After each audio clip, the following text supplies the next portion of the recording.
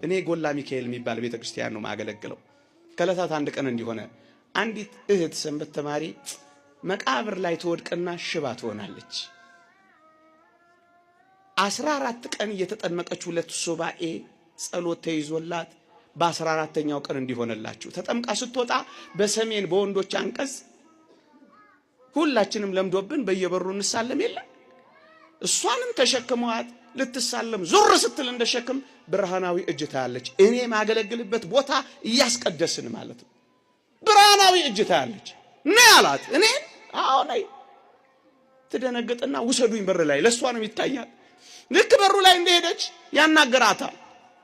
ዲያቆኑ ዕጣን ያመጣልሻል እግርሽን አብሽው ትድኛለሽ ብሏት ይሄዳል። እኛ እያስቀደስን ነው እግዚኦታ እያለ ዲያቆኑ ይሄድና ንፍቅ ዲያቆኑ የዕጣን አንኳሮች ከሙዳይ ውስጥ ይሰጣታል። እግሯን አበሰችው።